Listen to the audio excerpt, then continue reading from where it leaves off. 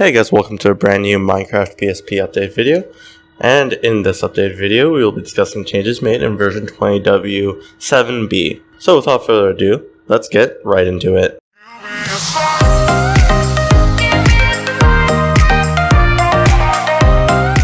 So in version 20w7b, what you'll notice is that the fonts have changed a little bit again, and I noticed that these are italics, but currently I'm just waiting on someone to try to make them like a regular.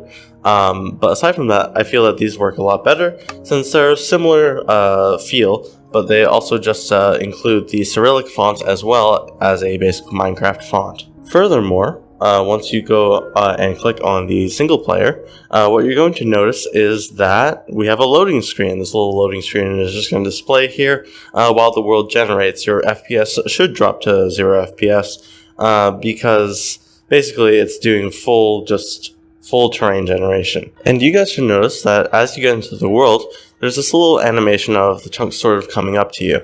And this is sort of part of a transition animation for all of the chunks. It just happens that when you load into the game, they all synchronize and move upwards at the same time.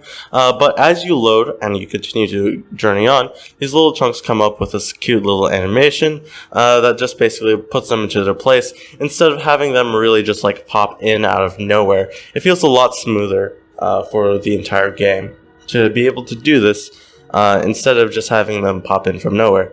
And ideally, I just wanted a fade-in animation, but I realized that for every single vertex of a chunk, it has its own individual color, which means that for every single vertex in the game, we're going to have to do that, and that's going to be very laggy, and it's not going to be practical for us to do that sort of fade-in animation in that way. Furthermore, I've made quite a few optimizations to the world once again.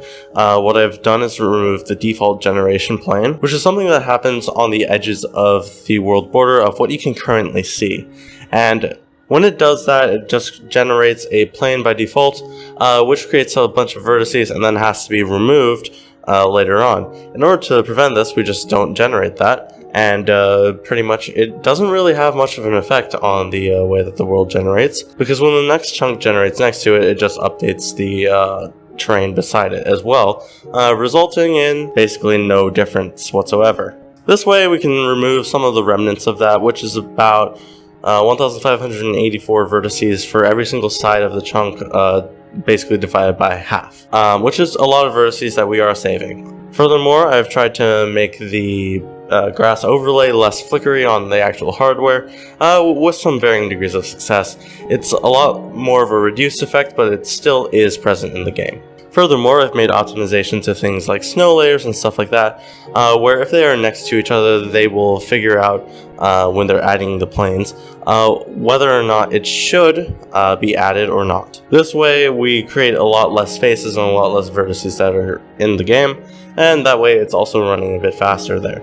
Furthermore, on our total update progress to either version 0.4 pre-4 or version 0.4, we have currently 32 issues open, and so far we are 12 of the issues to the way there.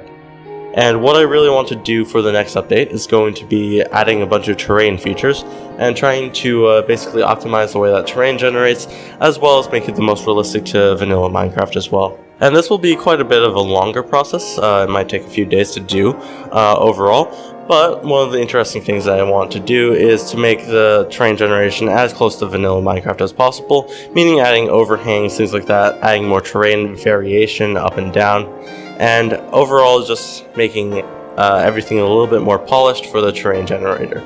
And the way I'm intending to do this is going to be using a noise library. I'm not sure what noise library yet I'm going to use, but I can change a lot more specifics of the noise than just the frequency and amplitude, things like that. I can actually do things like perturbance and different ways of basically modifying the noise and the noise map in order to create this sort of overhangs, these sort of differing features in the height maps. And by doing that, what we're going to be able to do is to achieve more Minecraftian terrain. Currently, right now, we kind of have more of rolling hills, and that's a bit different.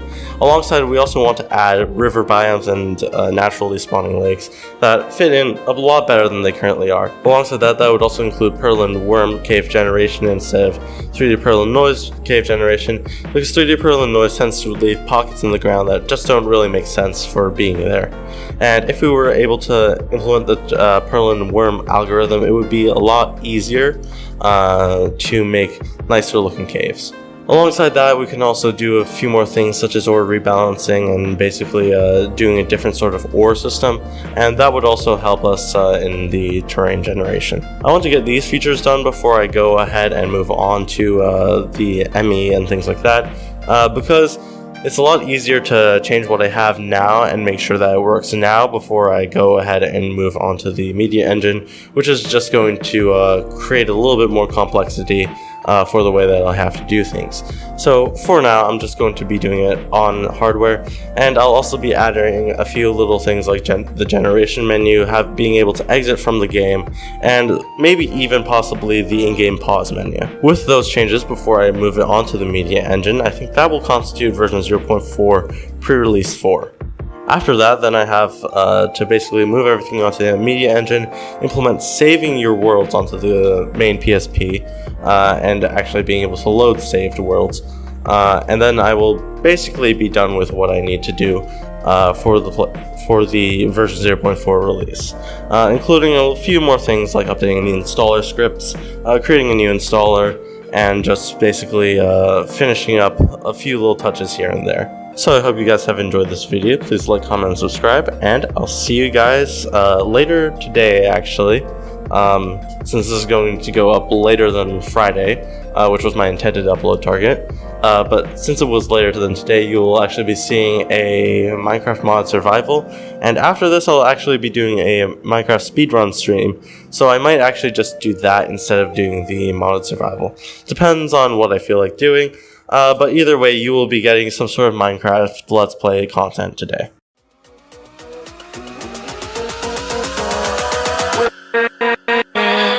With